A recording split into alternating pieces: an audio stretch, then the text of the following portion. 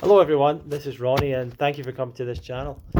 If you're interested in getting healthier and using a raw vegan diet for that, you might also have looked into fasting, and a lot of people within the raw food movement and alternative health get into fasting, which is where someone would either limit their diet down to a particular food or food groups, such as maybe juicing, so they call it a juice fast, or they might go without food completely and water fast, just drink water, which is maybe the most kind of well known form of fasting.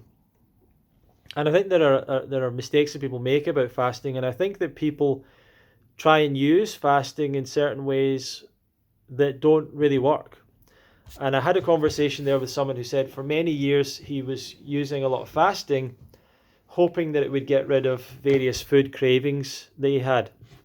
Now, if you're going to change to a 100% raw vegan diet, one of the main challenges is to get over the cravings for other foods, especially the cravings for cooked food in general. It's one of the most difficult things to get past. And I, in some ways, never really see a person as being truly on a raw vegan diet or a 100% raw vegan diet if they've not went for a certain duration of time. And even if someone's not been doing 100% raw, even for 2 years, if they've never done it for 2 years consistently, um, I'm not sure if I would totally consider them understanding or really experiencing what 100% raw diet means. And certainly people that do it for 2 months or 3 months or on and off for 6 months, they never really have made that shift. They've always remained slightly under the power of cooked food. And when you're under the power of cooked food, it tends to change the way you think about it. And there's a bit of a disagreement between those who have legitimately been 100% raw and those who have always had on and off, now and again, having cooked food and so on, or people that have a limited amount of cooked food in their diet. There's always a bit of a difference in viewpoint. But those cravings will not go away with fasting. And this is a big mistake that people make. So there's a couple of things that fasting shouldn't be used for, and in my mind doesn't work for, and yet people will use it. The first thing is that people will use fasting because they want to accelerate things, and they want to accelerate their change to a raw vegan diet because they hope that it'll get rid of all these cravings.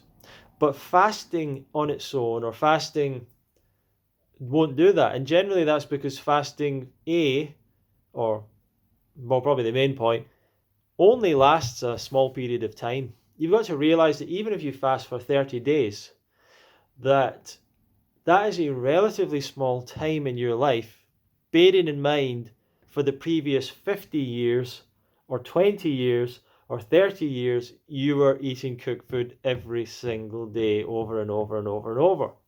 So the idea that 30 days transforms everything is not correct.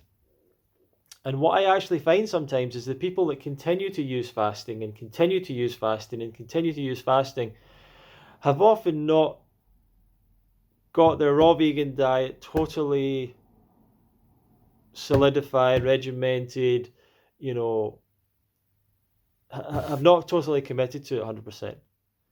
Because for me, the changes that people are looking for, such as getting the food cravings go away, and the detoxification and the healing and the things that happen to me, a lot of that will happen for you just by being on the raw vegan diet consistently for a long period of time. And the difference between the raw vegan diet 100% and adding in cooked foods is noticeable. It's not just a small difference. It is a big difference once you've been on a raw vegan diet long enough to tell the difference.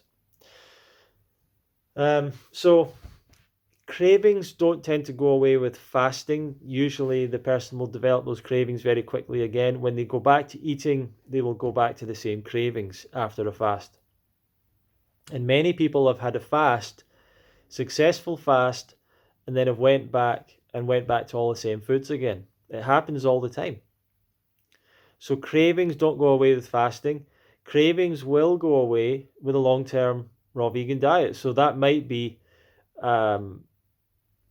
6 months, a year, 2 years. 6 months, the cravings are really starting to lessen. And I really mean 6 months. And 1 year, you're pretty much out of the woods. But 2 years, you're really past it pretty much. But if you start eating cooked food again, those cravings will come back immediately.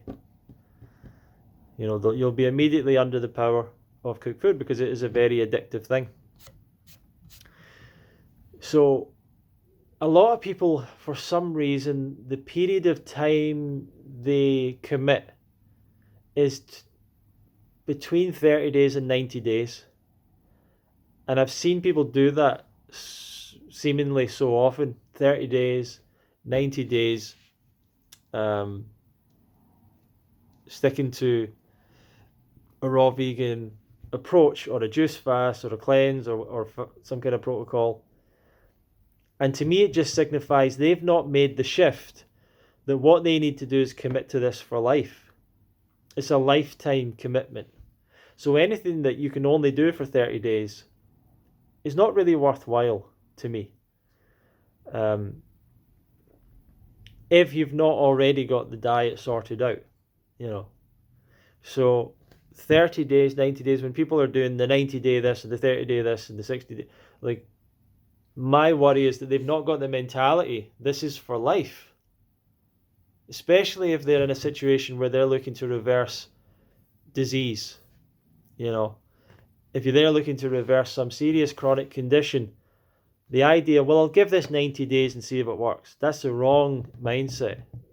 You need to confirm for yourself your issue is caused by the foods that you've previously been eating, and that if you want to live the life you want to live and have freedom and autonomy and power in your life, you need to get rid of those foods. You need to say goodbye to the disease foods and say hello to the life foods.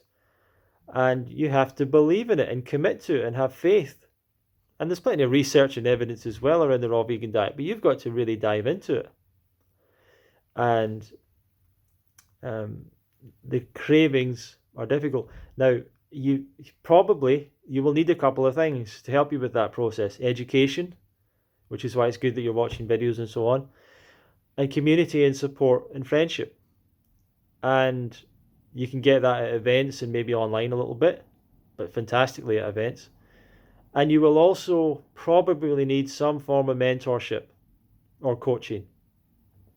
So all of these things will help. And then once you've made that process and journey yourself, you'll probably want to give back and help others. And so you might want to go further into further realms of education and learning how you can contribute back to the lives of other people. So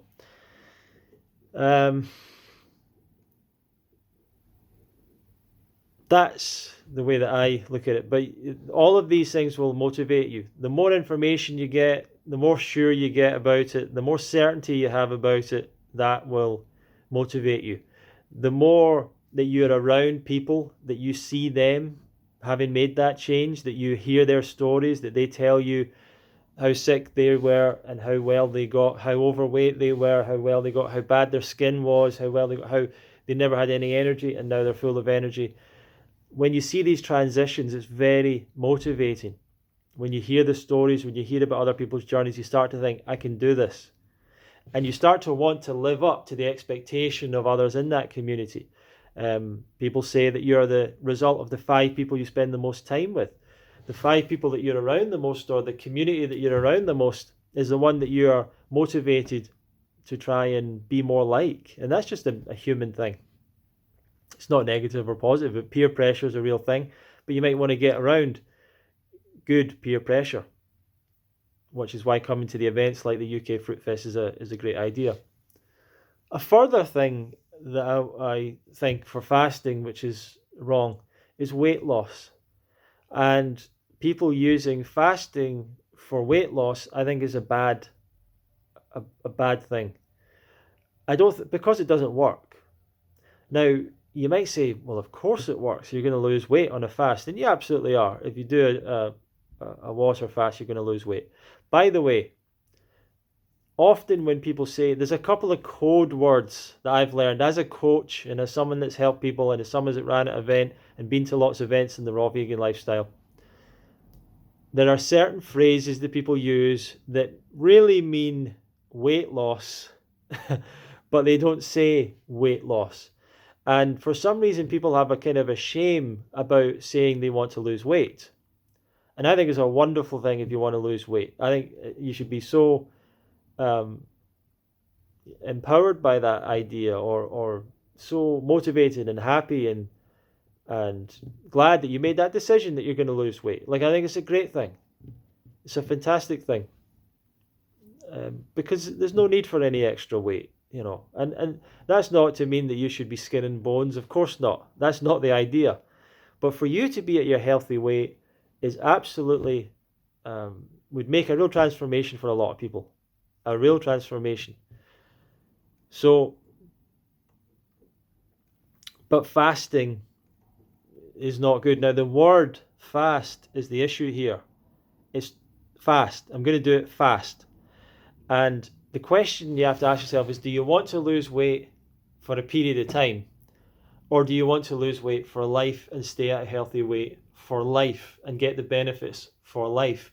It's very difficult for human beings to make that long-term decision that takes longer rather than jumping into something that they hope is going to happen quickly. Everyone wants the overnight, the quick, the fast. And that's why every weight loss program and every weight loss supplement, they're sold as if you're going to lose all this weight very quickly. And it's possible to lose 10 pounds in a week. But there's a reason why that happens, and it's never sustainable and it never continues. What you really want to think about is losing 1 pound every week. Or 2, or maybe maximum 2 pounds, but 1 pound a week. And over a year, that's 50 pounds. Over 3 years, that's 150 pounds. And if you'd started that 3 years ago, well, you'd be down at your ideal weight. If you started it a year ago, wherever you're at now, you'd be down at your ideal weight now. But instead, people waste time fasting, juice fast, detox, cleanse, one after another thing, thinking and going on and off raw, on and off vegan or whatever, trying to lose weight. Well, this is not the way to do it. So, why is fasting not good for losing weight? You do lose weight temporarily, but you will put that weight on so quickly you won't believe. And it's not anything, some people say metabolic damage and things like that. It's nothing like that. It's just that if your habits before led you to put on weight, those habits haven't changed with a 30-day fast. They won't change significantly with a 90-day juice fast even. Those habits can come back, and putting on weight is pretty easy, even on a raw vegan diet. If you do it incorrectly, it's easy to put on a lot of weight. So if you're eating the wrong foods in the wrong amounts and things like that, you can put on weight really super easy. The thing about fast is you can always out-eat a fast. So even if it's a 30-day fast, you can put all that weight back on in a couple of months or maybe less. Because you can put on weight much faster than you can lose weight. It's not that easy because we're very efficient at keeping our weight on. We're also very good at adding weight on. So what that means is, even when you eat nothing, there's a limit to how much fat you can actually lose. There's almost no limit to how much fat you can put on. So the issue is not that you fast, you take the weight off. It's the fact that it's just so easy to put weight on afterwards. And you've not changed your habits. So you're just going back to eating the amount, and you might even eat more because, well, you've been fasting for 30 days, so you've not been eating, so you end up gorging, and then that becomes a new habit. A really big mistake people make is what I call the binge purge cycle, where a person binges on lots of food that they don't want to eat. They feel bad about it. Immediately they want to detox or cleanse or fast, and they fast the next day. or the fast the next 2 days. I had a coaching client that would be fasting almost throughout the week and then go wild at the weekend, and they wouldn't lose any weight. They didn't lose any weight. Sometimes they'd put on weight because they thought that all those days of fasting would allow them to eat whatever they wanted, and that's not how it works. And this is very inconsistent, very bad up and down cycles. It's not good. You want to get away from binge purge cycles, and that's what a lot of people get into. And a lot of people glorify fasting. They want to believe it's the greatest thing ever. They just can't accept that they're putting on weight because of fasting. And when you see them and they've put on some weight, it's like, oh, they're still fasting. It's fasting that causes people to put on weight, because you can always out-eat a fast. You're not actually dealing with the crux of the issue, which is you need to change the patterns of your diet. Okay? So fasting isn't for getting rid of food cravings, because that doesn't work. Fasting isn't for weight loss. Doesn't really work. But I'll tell you what, that's probably two of the main reasons that people fast. That's two of the main reasons people fast. Weight loss is a huge reason that people fast. And they won't admit it. They will not admit it. And I've got nothing against healthy weight loss, but fasting is not a good idea for weight loss. And then the other things that people use fasting for are usually various chronic diseases and symptoms and things they're looking to reverse. Well, once again, I would be happy with that if the person had already done a raw vegan diet 100% for like 5 years and it didn't work. Okay, fair enough. But fasting has some risks to it. And is it worth it overall? Who knows? Some people as well, fasting is a spiritual thing. I hate to break it to you there, but once again, it's not the way to enlightenment. People might have short-term experiences on fasting, but once again, everything in life is about consistent daily habits applied over time. You know, so fasting doesn't fix the rest of your life. And I've met many people who were disappointed by fasting because they thought it was going to unravel everything for them. They thought it was going to take away all their problems, you know. But it's about a consistent raw vegan diet that's healthy. It's about, if it's spirituality, it's about consistent daily practice of your things like meditation, all the rest of it, prayer and whatever. It's about creating habits that work over a lifetime. For fitness, it's about obviously consistent habits over a lifetime of fitness. People don't want to hear that. Progress takes time, healing takes time. But there's been amazing stories of things that go on in fasting. And for some people, they definitely feel that it's an extra level for them of healing that they require that they're not getting just through diet alone, which I respect if that's the case. But for some people, you know, you don't really need a fast to fix your diabetes and to fix your heart disease and stuff like that. You know, a lot of these things you can just change your diet and it'll deal with it. Fasting may not actually be good for things like some digestive issues. It might actually be negative for some of those things. So that's a little brief video about that. And fasting also is generally, there's not a consistent good stream of information about fasting being good, for example, for cancer. Of course, fasting helps with chronic diseases because they are all diet related, many of them. But a raw vegan diet would help just as well, and would make more sense because you can do it longer than just a fast.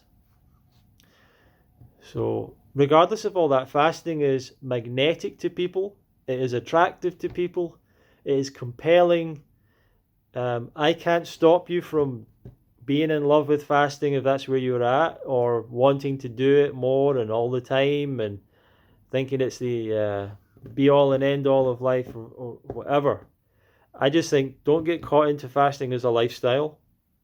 If your lifestyle is that poor that you require fasting, then you should consider changing your lifestyle. You don't need to rush into it unless you're in a serious place. Of course, you can contact some fasting centres and find out if they can help you or if they get good results with certain things. But you don't need to rush into it generally for most people. For weight loss, it's not a good idea. For trying to get rid of your food cravings, it's not a good idea. Um, and that's what I would say about it. Where would I consider fasting? I would still consider a fast for the prime reason that I've had 25, 26, 27 years of eating a conventional diet at the start of my life. Potentially there's some damage that's been done from there. Maybe I do get some benefit from fasting.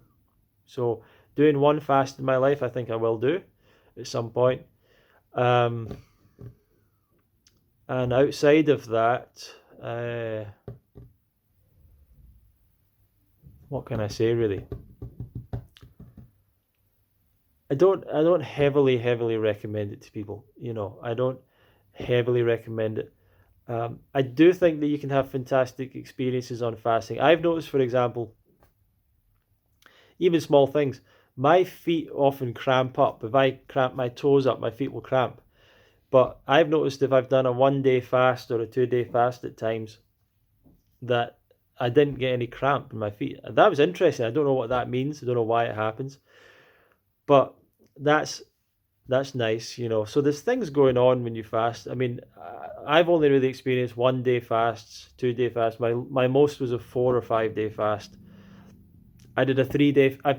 There's a couple of times I've done fasting because I was with other people and they wanted to fast, and I did it with them to support them or whatever, or they kind of wanted me to, or whatever it was, and I wasn't that into it, but I went along with it, and